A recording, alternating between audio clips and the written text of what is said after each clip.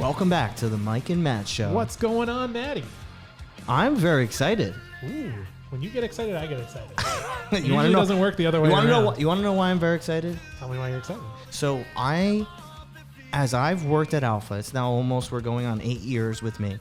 I have realized how small the world really is. Okay. And today, you're going to find out why. And I'm going to specifically, it's who our guest is today, Frank Dippold. I grew up in the town of Livingston in New Jersey. I was about to say, I thought you were going to say that you were my cousin. And I'd be like, I don't know how that happened. No. Okay. We might do. We might have some common roots. Who knows? But our guest here today, Frank Dippold, he is from Livingston, New Jersey. I grew up in Livingston, New Jersey. And I had no idea until just a couple years ago what you actually did. And I didn't realize how closely aligned we are with what we do and how you live your life and what we do. So it proves to me how small the world is, because I went out, I was in the personal training industry for a while, and then I got into real estate. And then I always knew who Frank Dippold was. I always knew for you, and I knew Matt and your brother, but I never understood what you did. And it was only until I got into real estate when all of a sudden it all came together. And I'm like, wait, I was in the same town as you. You graduated from the same high school as me. So I'm very excited about this episode here today. If you're excited, I'm excited. Yeah. So Frank, welcome to the show. Welcome, Frank. Thank you, gentlemen. Thank you. Welcome to the Mike and Matt Show. Great stuff. Yeah. I'm actually really excited to talk to you today. I actually think there's going to be a lot of benefit a little later in the podcast about it's a crazy world out there. Mm-hmm. It's a crazy world out there, and I think the as many perspectives as we can get on what's going on and what's going to go on, I think that's the best value we can bring in a lot of different ways. So I'm really excited to get your perspective, your vision, your opinion on what's going on. So thank you so much for sitting down with us today. Yeah. No worries. So Frank, we were just talking about it off air before the show. You graduated in 89, Livingston High School, Yes, class sir. of 89? Yep. Wow. Long time ago. I was born in 88. Mikey, I was born in 87. do you know that it's actually, I'm about to... I just dated myself, and we just lost like 50% of our viewers. No, These not are at all. children on this podcast. These are children. Listen, it's all about how you feel. Age is just a number. Oh, I feel great. They're going to look at us and be like, these are children. All right. Well, I help the age part. So that'll balance it. You bring up the average? Yeah, Is that what we're doing? Yeah. yeah. Yeah. So you grew up in Livingston. Obviously, we grew up together. Your family, our family, very close. Before you got into real estate, Frank was actually a baseball player. Ooh. I am a baseball aficionado, a baseball fanatic. I love baseball. Aficionado is not the word I can use for you. Really? Fanatic is the word. Fanatic? But what about aficionado? Is like you like wine. You are all of what baseball is. All summer. Hey Matt, what are you doing this weekend at the game? Oh, what are you doing? What are you doing the day after the game? I'm at the game again. Oh, what are you doing on Monday? I'm still at the game. I'm not going to waste precious time on this podcast talking about how much I love baseball, but Frank was actually a professional baseball player. You played for the New York Yankees, the Yankees organization, correct? Yep. And now you are a mortgage professional. You've been in the mortgage business for how many years? Since 2001 on the mortgage side, but I actually bought my first piece of real estate in 95. So I was actually a real estate investor first.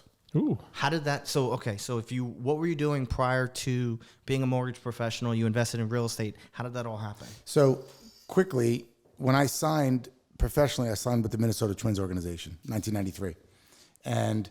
But that was the only thing I could think about. I was going to be a big league baseball player, like a little bit, literally chose a major in college that I thought was easiest just to have a high enough GPA to play baseball. What was your major? History. But it wasn't easy. I thought it was going to be easy. And I was like, wow, you have to memorize a lot of stuff. But anyway, I didn't make it. I should have made it. I probably should have tried a few more years. But my last year was with the Yankees in 1995. But I was young. I was only 25 when I was done. So then I'm like, okay, what do I do now? Ironically, at the same time, my first piece of real estate came because my grandmother got sick. 193 East McClellan Avenue, by where we grew up. And they had to sell the house. So it's actually some of the good lessons that I teach in the seminars is she didn't have it in a trust, right? It was just her house. Yeah. And when people get sick, they exhaust all the family assets, including real estate and cash, and to go to a nursing home because she had Alzheimer's, so we couldn't care for her anymore. So my father went to all the my brothers and sisters and cousins, who wants this house? We're going to sell it. They didn't want it. They're like, no, because they don't think like I do.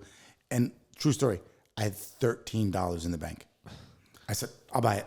But how? You're playing, like, I was a baseball player until I got into what I'm doing now. Like, I've always had the abundance mentality. I always love working with people. I've always been growth minded. But, like, you're playing baseball. Were you drafted right out of high school, or did you go to college? College, and I didn't get drafted. That was disappointment number one. Was I was supposed to go in the 15th round with the St. Louis Cardinals.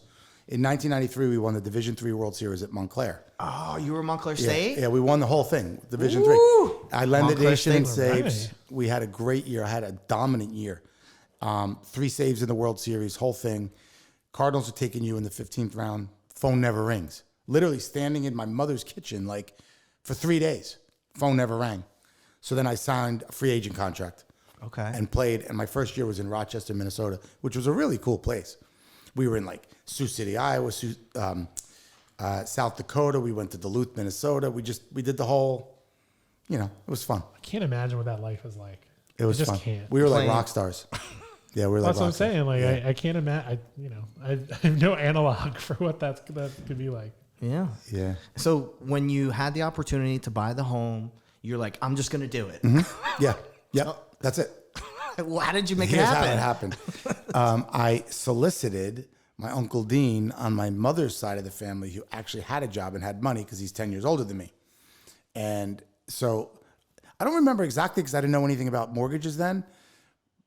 I was a borrower, but I wasn't adding any value because I had no income and no assets. So it must have all been on Dean. Right? We bought the house together. And it was immediately a rental. We didn't move into it. We just turned it into a rental. And it was, obviously because it was a family house, I got it at the right price. If I tell you the number, you'll throw up because it was so cheap. Well, that's, Yeah, it's years crazy later- what those houses were like. Yeah. And it was a little cape that my grandfather, prefab cape, built in 1953. 4 walls showed up. They put it together, whatever. And my father, my Uncle Johnny, grew up in the house. And then years later, my Uncle Dean wanted to make that his family house when he got married. So he bought me out and went crazy. Now it's a big, huge house. And so my first lesson is, number one, people have to do things the right way from an estate planning perspective, right? Because back then it was a 3-year look back. If my grandmother had given or put in the assets in my father's name 3 years earlier, Medicaid can't touch it, right? Now there's a 5-year look back. So all of the assets got dissolved, nursing home, whole 9 yards. But number 2, part of the velocity money, which you'll explain, is I bought real estate in the 90s and it went up in value and I thought I was smart. And in 2005, when I was buying real estate and it went down in value, I was like, well, maybe I'm not so smart. So we created a formula around getting away from just the appreciation-minded psychology that America has. But we'll get to that later. Okay. I feel like we should just go right into that right now. Yeah, I mean, this is more of just to tell, we kind of got the background, and I mean, I could do a whole podcast just asking him about what it was like being on the road in Rochester, Minnesota, but we can't do that right now. But maybe give us the high. You talked about velocity of money. I want to hear more about that, and maybe like the journey to this moment, right? Like, kind of maybe the quick background on, Frank, the not baseball player, but the real estate entrepreneur. Who are you to, like, tell me about who you are today, and then we can. I say we jump right into velocity of money. Got to work backwards a little bit. So who I am today. So married, 5 kids. We just 15 months ago moved to Sarasota, Florida area. I got out of Jersey. I was like, I'm done with the cold weather. But ironically, 70 or 80% of my mortgage business is still here. So I come back a lot. But what happened was I bought real estate in the 90s and was in the telecom industry. This is actually a sad but true story, which seemed cool at the time, but not so cool. I was part of a company called Net 2000 in 2001 that went public. I was in charge of New Jersey. So we were like a local long distance provider. I had 80,000 stock options at like $1, and our stock went to $38 on day one. So at 29 years old, on paper, I'm worth like $4 million. This is amazing. The problem was you couldn't exercise or sell it for a year. So by the time that happened, September 11th happened, 2001, the company went out of business a month later. Wow. So my stock was worthless. So it was like, wow, kind of hit the lottery, but didn't. So in 2001, after that happened, I was like the telecom industry imploded, that the whole .com thing just imploded. They were one of the last companies to get out IPO. Then it stopped. And I didn't know what I was going to do because I already owned 3 properties. And I was understanding a little bit, but not really. The mortgage guys I was giving loans to, I started to look at, back then it was called the HUD-1, right? I think these guys are making a lot of money on me. Like, maybe I should do this, right? But nobody ever purposely gets into the mortgage business. You just fall into it somehow. So I went to this guy, Greater New Jersey Mortgage. I don't even know how I met him. He was in Edison, Sam Doshi. And he says, fill out this $100 solicitation fee. There was no license. And you give me loans and I'll give you 65%. So I started telling my friends I was in the mortgage business. Gave him 3 loans. In the second month, he wrote me a check for $15,000. Wow. I'm like, I guess I'm in the mortgage business. This is amazing. So it just happened by accident. And then I don't know if you know the name Jason Geary, but he's also a Livingston guy. We played high school baseball together. Great guy.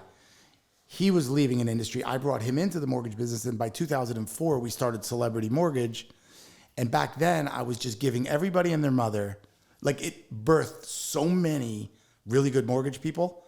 I gave everybody and their mother the best, because all we wanted to do was grow. Mm-hmm. I don't think I was profit-minded at the time. I think I was testosterone-minded. I'm just going to acquire everybody. And we had 150 LOs. We did $600 million in gross closings in the second year. Wow. And I think I might have made $100,000, and I think I had LOs making $2 million. So, but it was great because we grew and we knew a lot of people. So from 2004 to 2008, we had a nice mortgage company. Then 2008 happened. We had to shut the company down. 8 months later, I probably shouldn't have. I didn't have to, but I kind of did. And then I had a journey where I worked for Wells Fargo a little bit and started another company in 2013. But getting to Velocity Money in 2018, when rates sort of skyrocketed, I read a book called The Blue Ocean Strategy, which talked about how do you differentiate yourself in a commoditized market, right? Lenders, realtors, we all have the same stuff. But how do you be different and better? I said, you know what? I'm going to write a seminar. And what birthed the seminar, back to what I said earlier, was when I bought stuff and it went up in value, I thought I was smart. And then I bought stuff and it went down in value, I thought I was stupid. It has nothing to do with that. If you play the appreciation game, you're subject to the cyclical nature of the real estate market. You're going to get in trouble.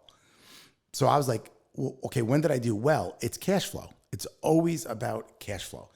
Now, you guys obviously are flip guys, and I'm a long-term buy and hold guy. And then I also created strategies inside of that to show the flip people when to keep the property. Because a lot of them panic. Oh, I was supposed to make $50,000.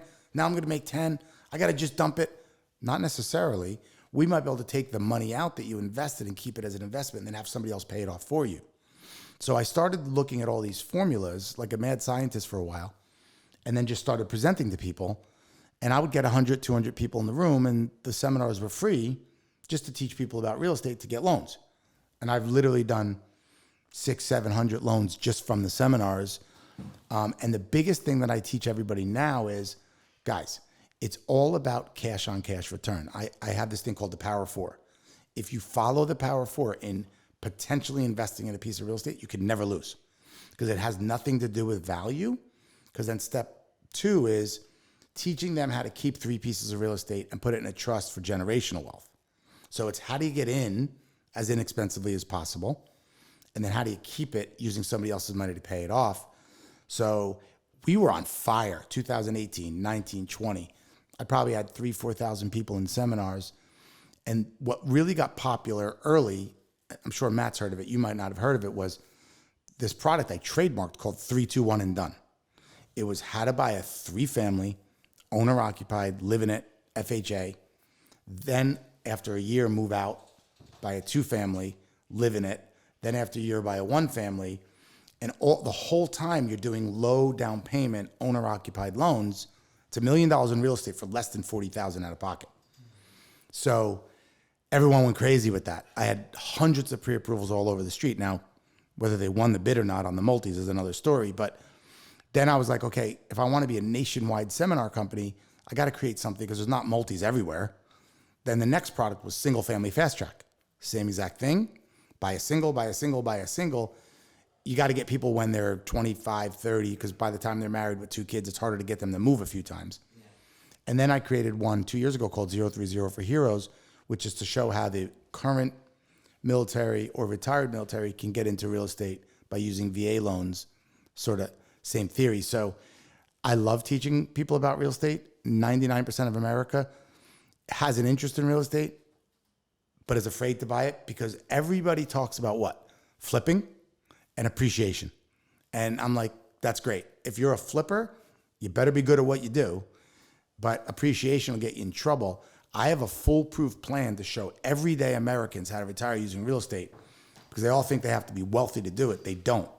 It's just a formula that they have to follow. What's amazing is how so many people don't realize that just time, the power of time, by just holding on to these assets, they're going to, it's one of the only asset classes.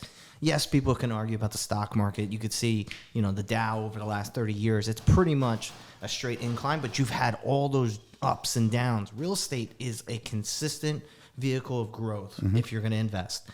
What I want to unpack, because you just literally went with everything. I gave you the whole seminar. Which is amazing. Yeah.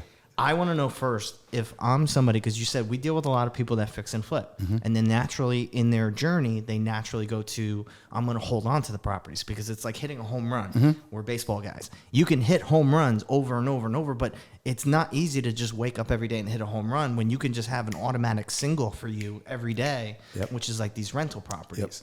So what would you say if you're somebody who's flipping properties? How do I know when I should either flip it or hold on to it? Yeah. What's your advice? That's the reverse engineer on my yield calculation. So yield is your money invested, right? So you put 50 grand down, whatever, divided by the cash flow.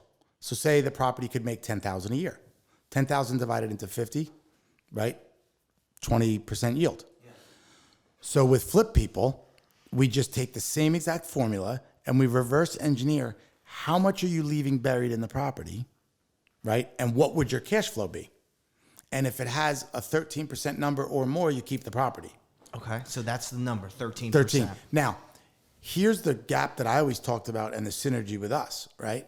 And I talk to people about your stuff all the time. One of my slides at the seminars, do you want to be into real estate for free? Of course, everybody wants to be in real estate for free. You do a fix and flip, get money from you guys, say they have to invest $40,000 of their own money, right?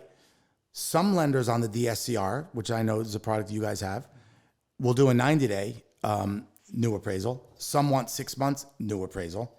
If the thing has 20% or 30% new value because you bought it right, you can do 80% cash out, take all your money out, put it back for the next project, and then keep it as a long-term buy and hold.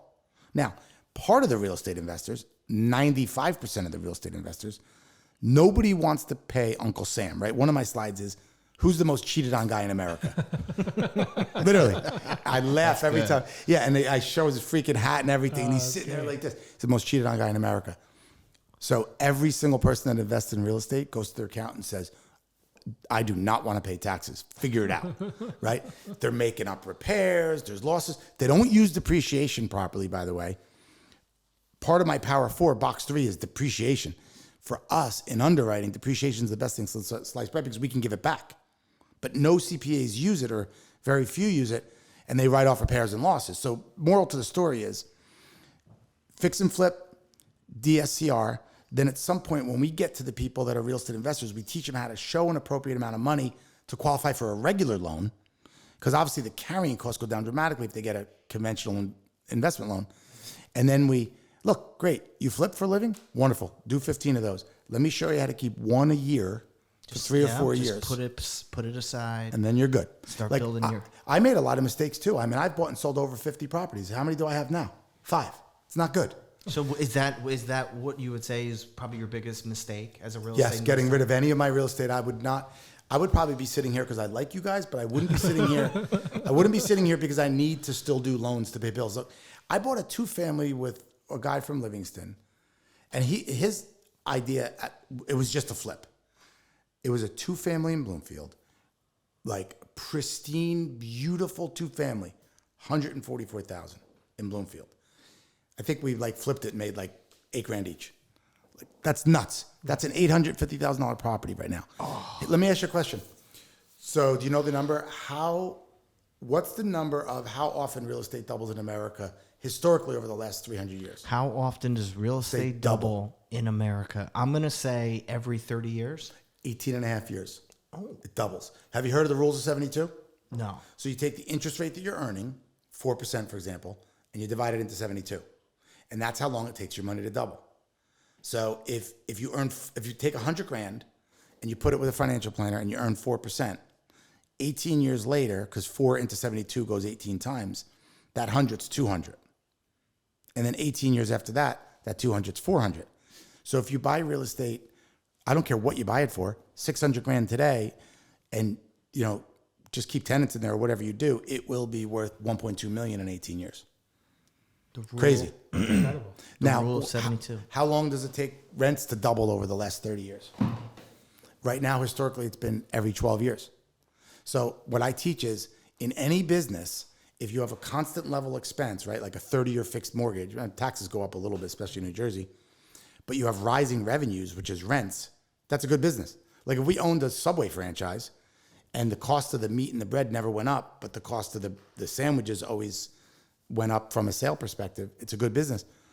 People don't get real estate. Like people, it's owner-occupied mentality versus investor mentality. It's one or the other. And I try to help people transition in their minds, because owner-occupied is white picket fence, right? Baby, dog, whatever, husband, wife. I want to live there. And then investor is a different psychology. And oftentimes in a marriage, somebody's mixing that up and is like a little confused. The guys usually want to be like, no, I want to invest in real estate, right? But the wives are like, no, it's not safe. It's actually really safe if you follow the right formula. Well, I mean, that makes a ton of sense. I mean, I talk about it a lot, on our podcast, that I say like the one thing they don't make more of is land. Like this is it. Like what we have is what we have. You can build houses, you can tear them down, you can build them again. You just can't build more of it. Like, what we have is this is a finite resource. And so if you can get your hands on something that everybody wants, right? Because everybody needs to live somewhere. Everybody wants to live somewhere. Like you can't, there's no way to change that. So if you can get your hands on something that everybody wants and everybody needs, and it's a fundamental part of life, why wouldn't you? Mm-hmm. And I think that's what you're talking about, where you're saying, the fear of like, it's not safe to get into real estate. It's not unsafe. I mean, it's the only thing. Like stocks will come and go, companies will come and go. Everybody, Apple today is one of the biggest companies in the world, and it almost wasn't. It almost was nothing, right? It was a crater in the ground. It was almost going to just be nothingness, right? Like all that stuff will come and go. The stock market will come and go, and the building that we're sitting in right now, the piece of land we're sitting on right now, that's going to be here. Every right? year just keeps getting growing. It keeps growing. So it's like, having spent a decade now in real estate, I got to look at it and say, this is not the only thing, but this is the one of the smartest things. This is the legacy. This is the legacy investment, right? Yeah. Well, I got two more. I'm kind of doing the interview with you guys. I apologize. It's okay. It's fine by me. I got two more things that I say to people that I want to ask you guys. So, I ask people at the seminars or my coaching courses, is real estate an asset or a liability? And they go, it depends. Correct. Some say asset, some say liability. The answer is it's both, right? Because it's actually a liability if we have to go to work to pay our mortgage at home. But it's an asset if it's an investment property and it spits off income. Yeah.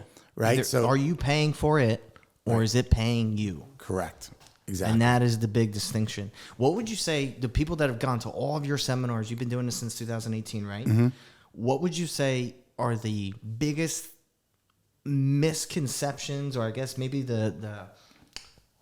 what is the thing they walk in with, and it's the one thing that everybody gets wrong? Well, part of the reason why I want to start with the people earlier is life beats people up, right? So people think equity in their home is an asset. It is once you sell the house, right? But if we look at a pie chart for an individual, 40 years old, married, 2 kids, whatever, they might have $250,000 in equity in their home. But if you look at the rest of their assets, in America historically, savings accounts are low, Maybe there's a little 401k, if anything. Credit card debt's high, student loan debt's high. So I'm like, guys, it's actually more risky for you not to use some of the equity to buy more real estate. Now, if you were doing it speculatively because you don't know what you're doing and you're just, appreciation, yeah, you can get yourself in trouble. But if you do it based on the cash flow model, right? It's monopoly when we were 10 years old. All you're doing is taking this pie chart. And if I said to you when you were 23, hey, Matt, do you want to buy real estate and put zero down? You'd say, yeah. And do you want to buy real estate and put zero down if it's got cash flow? Yeah. And then somebody else will pay it off for you and it'll double and you'll retire with $12,000 to $15,000 a month in cash flow and $2 to $3 million worth of real estate? I'd say yes. Probably, yeah, right? Well, that's equity in the home, right? Like, so we could literally take 20% out of the home for the down payment on the real estate. The real estate's going to have cash flow. It's going to get paid off. It's going to double in value every 18 years. And it's the American dream. So when I go to a seminar, there's three people in the room. First-time home buyer, whether they're renting or living with mom and dad, whatever. Current homeowner, right? And then group 3 is people who consider themselves to be real estate investors. A lot of guys want to flip. They come to my seminar and go, well, I really wanted to flip. Okay, that's great.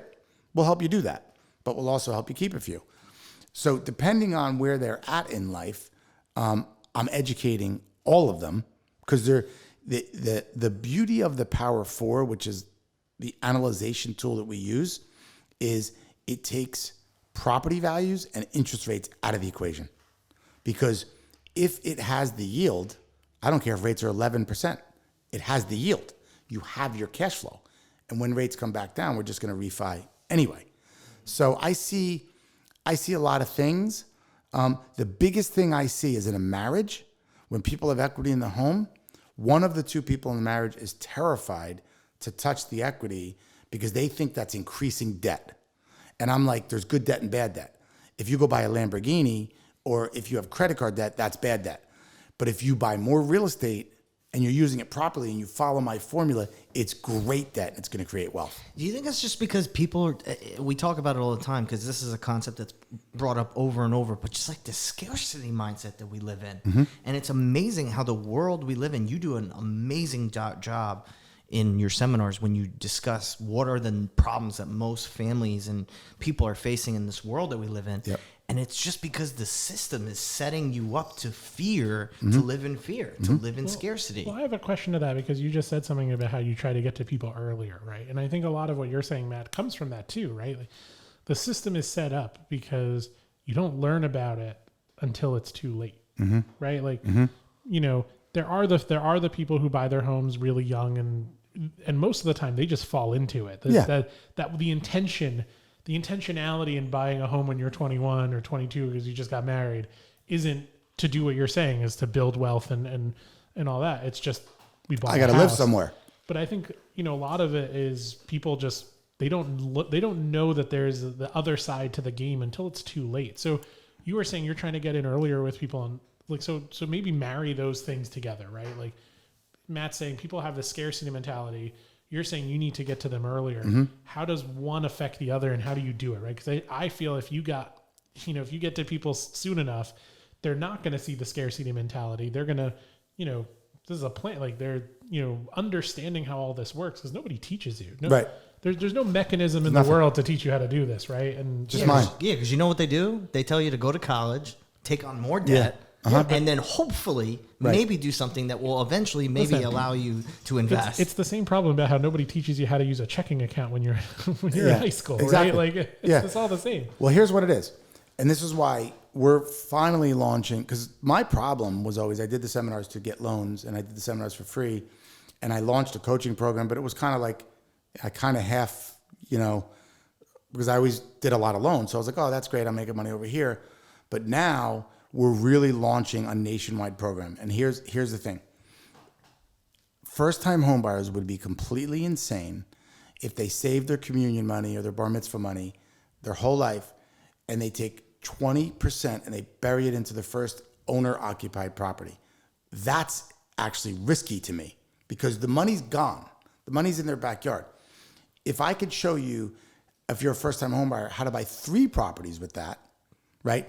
12.5% or 13%, 15% all in, Right now you have two people or two homes that are spitting off cash flow. Somebody else is paying it off for you. The velocity, no pun intended or whatever, that they're going to be wealthy comes so much sooner because, like, think about this. It sounds ridiculous. I can show them how to buy $1 million worth of real estate for 50 grand, 40 grand, 30 grand, depending on the market they're in, once in their lifetime. Somebody else is going to pay it off for them. It's going to be worth $2.5 to $3 million, and they're going to have $12,000 to $15,000 a month in cash flow. Or you could put money in a 401k your whole life for 30 years, $8,000, $9,000, $10,000, $15,000 a year. And if you look at the math, which you've seen those slides, it spits off like 35 grand a year in an annuity a year. But meanwhile, you spent your whole life doing it. I'm showing people how to get rich in real estate by spending 50 grand once, right? So now the psychology we're talking about, it's the people that fear retirement, right? That are 40, 45, 50 years old, that I have a little bit of leverage with to say, okay, you're now a little older and you're getting concerned. Are you ready to listen now? Because I'll show you the math between 401k, college savings plans, credit card debt, all the things that you're living into. Because let's face it, the government wants us to do certain things, right? The 401k, I mean, come on. You're theoretically like, you're going to be in a lower tax bracket when you're 65 years old? No. You're in a lower tax bracket when you're 24 and you start working. So why do they want us to take it then? Because they could tax us at a higher rate because we have more assets. So it's set up for the government to win. But the nice thing is Fannie, Freddie, and FHA are all owned by the government. And nowhere else in the world, I mean, I don't really know much about how to get loans anywhere else but America.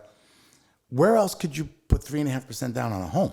So that's something I want you to just quickly touch on, because I could guarantee you I was one of these people. Until I understood the system and how it works, I always thought you needed to put 20% down. Mm-hmm. How do you do that? Because obviously you were just saying, well, I'm going to show you how to buy 3 properties at 3.5. Why is it that so many people think a conventional loan, you immediately think, I got to put 20% down? Yeah, I don't know. It's actually surprising to me. So to further what you said, and I'm going to give you that answer, there's never been the right first-time homebuyer education. Like, think about it. Somebody goes, they want to buy a house, they go to a realtor, and the realtor says, call my mortgage guy. The mortgage guy or girl gives them a pre-approval. Meanwhile, the homeowner, potential homeowner, is insecure. Maybe the mortgage person's a good communicator, maybe they aren't, but they kind of give them just enough information to keep it moving because all they want to do is close the thing and get a commission, right? And the realtor's like, okay, you can buy up to 500, great, let's go look at houses. I don't do that. I said, you're going to spend 20 minutes, me or my team, we're going to educate the heck out of you. So I created a first-time homebuyer series that has 9 modules that I'm going to be selling very inexpensively in my seminars that is worth 50 grand worth of information. How to get the best interest rate, how to pay less closing costs, how to save money over the life of the loan, how to pay it off early, all these things. So to answer your question, I'm not sure why. Probably because the people that solicit mortgages, the big banks, the bankers, the brokers, really just care about closing the thing and get paid a commission. I actually care about people. I want to help 10,000 everyday Americans retire using real estate. That's literally my goal. So, I mean, FHA's 3.5. Everyone's like, yeah, first-time homebuyer loan. It's actually not a first-time homebuyer loan. It's an FHA loan. You could have 30 FHA loans in your life. You just can't have more than one at a time. Fannie Mae has a 3% down product. Nobody knows that. Fannie Mae has a 5% down product. So does Freddie Mac. So these products are out there. People don't realize with FHA, you always have to have mortgage insurance if you put less than 20% down. With Fannie Freddie, yes, you have to, but they don't realize that you could put 10% down on a Fannie Mae loan, conventional loan, and buy out the mortgage insurance at closing. So America heard from grandma, right? This is another story I tell. Yes. Grandma went through the Great Depression, or great-grandma at this point, and there was no law that said that the note couldn't be called. So when the savings loan thing happened, everybody lost their jobs. People in soup kitchen lines, they were like, pay your loan off. And they're like, I don't even have money to feed my family. I can't pay my loan off. So they got foreclosed on. But in 1937, FDR passed, within the New Deal, a clause that said if you're paying your mortgage on time, you could never get foreclosed on. Now, they could sell the note, but the terms and conditions of the note apply. So grandma, great-grandma, mortgages were bad. It was a necessary evil, right? Mortgages were never used to create wealth. And the people that get that create wealth. So but my job is to change people's psychology and understand if mortgage, like where else other than in America, could we buy assets at 96.5? Like imagine if somebody said, hey, you could buy stock at 3.5% down on the value of the stock. Are you kidding me? Like yeah. And if anything, like once we have money, like then we can margin at 2 to 1, but that's when they have our money, right? So you could borrow 96.5%, and then the next person would be like, yeah, but then I have too high of a mortgage payment. Yes. But what I'm talking about is buying it owner occupied, looking at through the eyes of an investor, because in year 2, you're going to move out. So we've already done the cash flow analysis today. And if that all works, then don't worry about it because somebody else is paying it for you.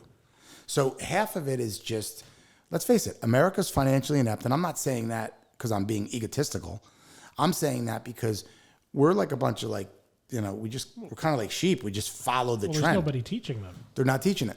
Nobody. Where is somebody teaching that? They're not. I mean, you're teaching it now, but I'm saying where in the normal course of someone's life are they learning this? They're not. And you know what I've done, who I've done really well with? Somebody my age whose kid's in college or just got done with college and they just spent umpteen amounts of dollars for their kid to be in college. And they go, man, I could get my kid started in real estate for $13,000 on the first down payment. Like, heck yeah. So I've had a lot of fathers come to my seminars and bring their kid to the next one. And I've had lots of kids, because here's another little myth I'll tell you about mortgage guideline. When you're one day out of college, if you get a salary job, you're eligible for a mortgage right away. Oh, there's no 2 year. Yeah, people think you need to have multiple years. 2 years is on commissions or hourly wages. If you go get a salary right out of college, eligible right now. So it's wonderful. So a lot of times mom and dad would give people the 3.5% down. We'd show them the formula and boom, they buy a property. We need to make this, and I know this is part of your mission, and I think what you want to have as a legacy is showing as many people as possible that this is, everyone has access to this. Mm-hmm. But the key is you have to be open-minded, and you gotta, you have to be, you have to have access to this information. So, obviously having you on here today is amazing. The relationship working with you, we're looking forward to continually helping investors, helping people who want to take control back with their lives, with their finances, knowing that this is possible. And the 3, 2, 1 and done system is incredible. The fact that now you have the singles, because you said sometimes multis are not available. Right. And then even further than that, you now have this last layer, which is for veterans. Crazy. The people that literally keep us safe every single day. And now they have this opportunity through some of the VA programs that are available. Yeah. It's amazing. I mean, they have that opportunity. I mean, I think what you're doing for the veterans is amazing too, because a lot of them join up to go to college, right? To pay for, and my own father, when he left Brooklyn College, he went to school in Illinois. He joined the Army Reserves in the 60s, and when he finally came to buy our family house in the 70s, he got a GI loan. Mm-hmm. Back then, I think that's what they called it back then. It was the GI loan. He bought the house my mother lives in today with that money. It's crazy. But that's why he did it. He wanted to pay for school, and he knew then that he would get the benefit of being able to buy a house, and that was what he wanted in life. And I think being able to show, veterans that, hey, what you're doing it's not just for today, it's for tomorrow, and there is a future. There's so much, I think it's empowering people's decisions, and making sure that everybody realizes that some of these choices are not last resort choices, right? Sometimes, there are people who want to join because, their life's mission is to serve and protect, right? And then take care of the country, and they have a deep, rooted feeling for that, patriotic feeling. And some people are like, hey, this is my gateway to go do something else, and don't even realize all the benefits they have when they're in it, right? It's just the next thing. And so I think that's incredible. But I think I go back to just the education, like how do we, not just this, right? Because this is a big part of people's lives. They say buying your first home is like one of the most important decisions you ever make, but it's also just the lack of just general financial education for the masses. And I think that's a huge problem also. Like they give you credit cards at 18, but they don't tell you how it works. Right. You know, they don't tell you how to open a bank account. Somebody, you know, you go to your first job. We open up a business and we can't even get a bank account. That is true. The bank wouldn't give us a bank account. I know what I'm doing. And if you're a student and you want to borrow $200,000, all you got to do is sign a piece of paper and you got $200,000. Yeah. And you'll have that debt for the rest of your life. Yeah, and think about this: like the sales pitch for college starts early. Now it's big, right? With college football, with who's wearing a Michigan sweatshirt or whatever, and all these things. And it is literally a giant sales pitch. You know that the college endowments, right? The colleges, it's tax free. So some of the biggest pots of gold cash are the universities, because imagine if we could grow our money tax free all the time. It's amazing. So I talk to the student loans about this all, the seminar people about this all the time. The student loans are a huge pet peeve of mine, because how many of you guys might have done it, or a lot of our clients have done it. Well, yeah, no, when I graduated, they said I didn't have to pay it for a while. I'm like, have you heard of negative amortization? No. Okay. So it's illegal in mortgages because it happened in 2008 where you're allowed to make no payment or a minimum payment that actually makes your balance grow every month. So you graduate from Rutgers, you have $100,000 in student loan debt because that's the only way you can pay for it, because that's the American dream. And I just got to get there because it's a pretty sweatshirt and I want to party for 4 years, right? And then you owe 100. Okay, that's bad enough. But, I was told I didn't have to pay it. So by the time you start paying it 4 years later, now you owe 120. That's insane. I think that's a small number. Right. They think it's more than 120. Right, exactly. Like they think it's, So I'm like, whoa, time out. We have to educate you. So that's why the only negative that anybody ever said about my seminars was it's too much information at once. Like they come and it's like drinking from a fire hose. So what I've done is I've modularized things, where that's why I did the first time homebuyer series, because it all starts with the first time homebuyer. If we can get a young guy or girl, maybe before they have a couple kids, and show them how to buy a few properties, teach them the Power 4 mentality, show them the spreadsheet, get them to buy a couple properties, we're going to change their life.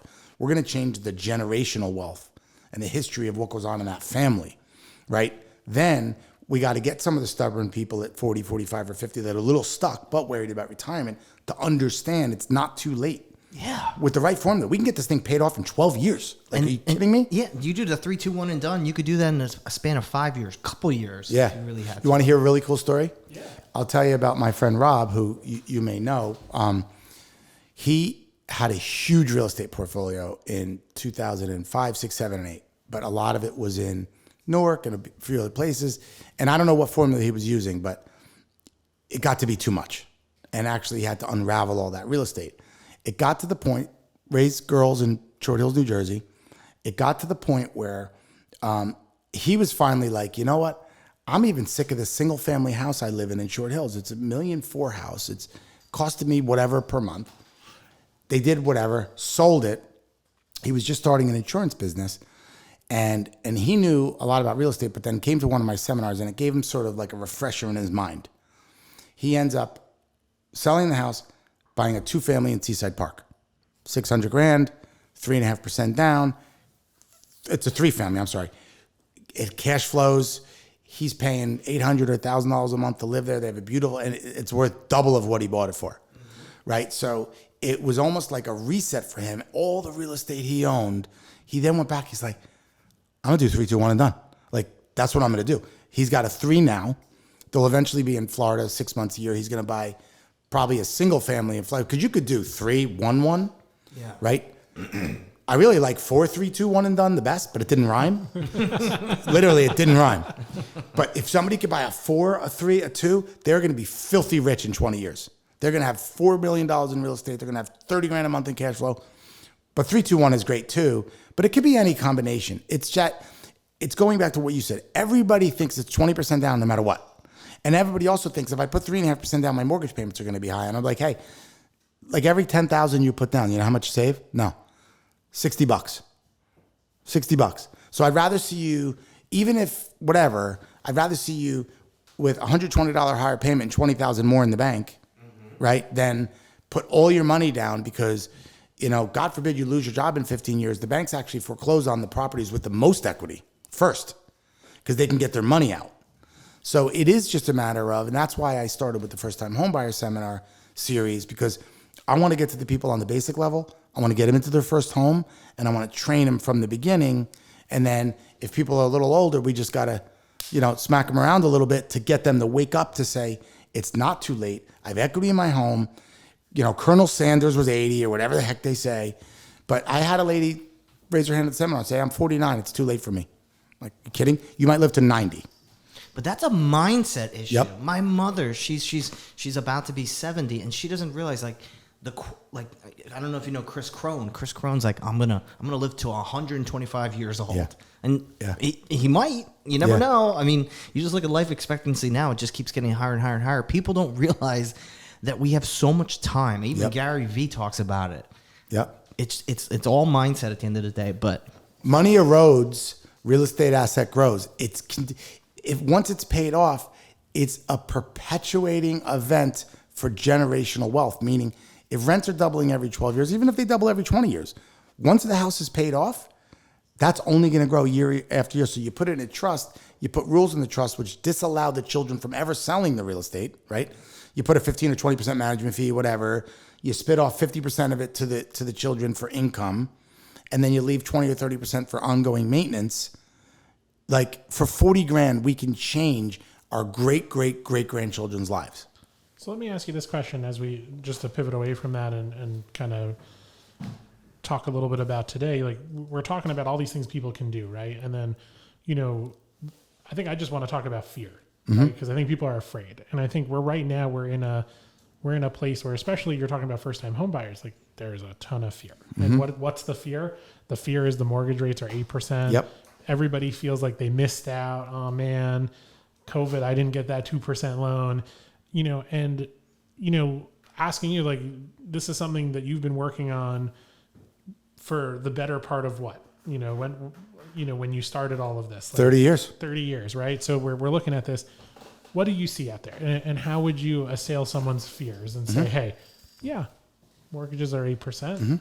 I'm going to tell you why this still works. I'm going to tell you why real estate is vibrant, because a lot of the messaging coming out is that everything is about to go to hell in a handbasket, right? Yeah. Like, And the world's about to implode, and every time we all feel like it's about to happen, it doesn't, right? We watch the markets every day. We see what goes on. We're working with residential institutional capital on a daily basis to run alpha. And every time we think everything's about to go, it doesn't. So that's because they want to control us. Absolutely, yes. But the truth is, there is, like you said, there is an economic cycle. There is a cycle to this. There is economics to this. So maybe talk to us a little bit about what's happening today, and what do you think is going to happen short term, long term, 18 months, 24 months? You walked into, and we didn't practice this, so this is going to be the answer to your question. You walked right into it. Here's what I train realtors on. Literally, I just started this training 6 months ago. What do you say if you're a realtor to a renter who says the following? I'm going to continue to rent because rates are high right now and values are high. They hear that all day long. What are realtors doing today? They stick their head in the sand. They're like, I don't know. Here's what you say. If I could show you a way to put $20,000 a year in your pocket every single year, and that number actually grows, would you then at least let us show you the math, right? So you guys are like, okay, what's 20 grand? Here's the 20 grand. Tax deductibility. No first-time home buyers understand tax deductibility. If you're in a $100,000 job and you're in a 25% tax bracket and you write off your interest and tax, I show people on the whiteboard, right? Because it's math. If you pay 25 grand in interest and taxes on your mortgage and you're in a 25% tax bracket, you're getting 25% of the interest and taxes you paid back as a check from the government.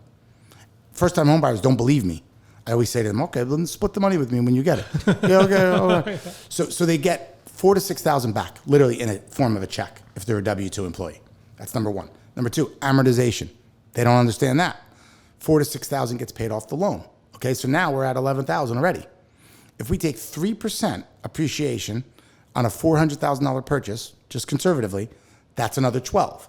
Now, real estate's at like 3.9% historically. So just by buying instead of renting, I don't care where rates are, you're going to put $20,000 a year in your pocket this year and every other year. So if you're not ready to digest that, fine. But this is the true math.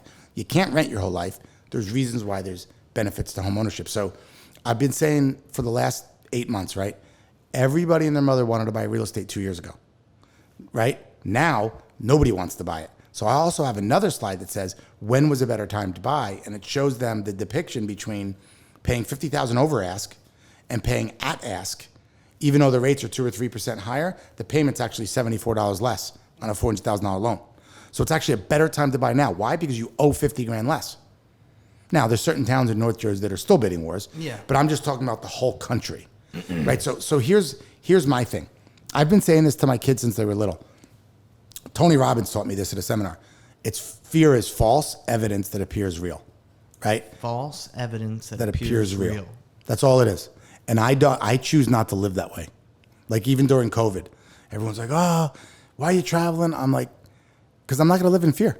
I'm just not. So now, how do we mitigate fear with real estate? We go back to the power of 4. We understand owner occupied versus investor. We understand that it's not, emotion, it's math. So math is not emotional as long as we follow the math. Now, if it's a first-time home buyer, you can't rent. I'm putting 20 grand a year in your pocket by showing you the formula. You can't rent. So let us just show you the math. And oh, by the way, you're going to get it for 50 grand less. And if rates are 7.5%, when they go back down, because they will, then you're going to do a refi and you're going to save money. So I just think it's a matter of speaking the truth, showing people you care about them, and then showing them the math. And we're going to move people along into doing it. I think it's interesting as we wrap up. I think what I've heard for the last hour is there is never, and we say this all the time, there is never a bad time to buy real estate. Correct. Never a bad time. Never. It's not every real estate deal is the right deal, but there's always good deals in any real estate market. So like right now, everybody's like, oh, I don't want to buy. Never a bad time to buy a piece of real estate. Correct. And if you look short term, there's only been one 7-year period in the history of the country where real estate values went down. And that was 2006 to 2013. And then we had the biggest growth. Growth. But I think a lot of people also look and say, oh, that's going to happen again. And they look at what's happening right now in the market. And this just has to do with education. It's not the same thing.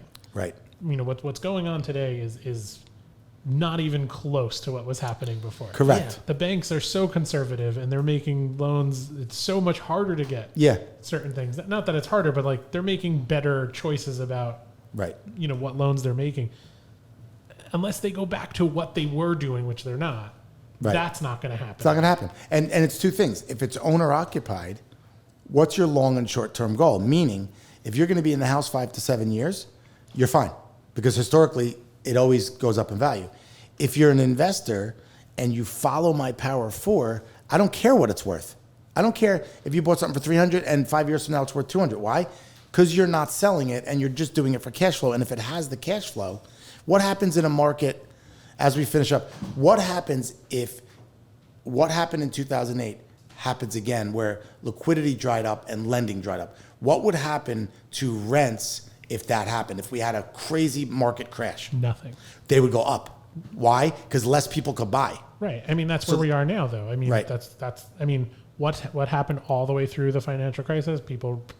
Rents went up. They went up because people weren't buying as much. Right. So that's even better for the people have to homeowner. live somewhere. Right. That's we'll go all the way back to what we said in the very beginning when I was saying about real estate. People need to live somewhere. Yep. Not want to, not think it's a good idea. No, we as human, we need to live somewhere. Right. So that's never going to change. It's the only way the everyday American is going to get wealthy. I'm a true indication that IPOs don't happen because it actually happened for me, but I couldn't get to the money. Right. To add insult to injury to that IPO, by the way, I threw $20,000 of my own money because I believed in the company, like a dumb idiot. So IPOs don't happen. Making $1 million a year on Wall Street is really not happening as much. You could be an everyday American and make a modest living, follow the formulas, and be wealthy in 15 or 20 years if you follow it. Take back control. Right. Every day, people, and just as we start to wrap up here, so many people think that we are limited with what we have as opportunities, but it's all about mindset and also educating yourself, being around the right people. So for your 3, 2, 1 and done program, the Velocity of Money, if people wanted to learn more about this, obviously we're going to be doing a lot more as our collaboration and our relationship grows together. Where can they find you and get more information? Yeah, a couple places. hello@thevelocitymoney.com. Okay. That's a good one. We have, the Velocity Money on TikTok. We're on all the social channels. We do a lot of posting. They could always send me an email too at viploans@teamdippold.com, DIPPOLD. And yeah, we're just trying to help a lot of people. I think it's going to go past 10,000 people. I think that's the initial goal, but we can get to a greater number.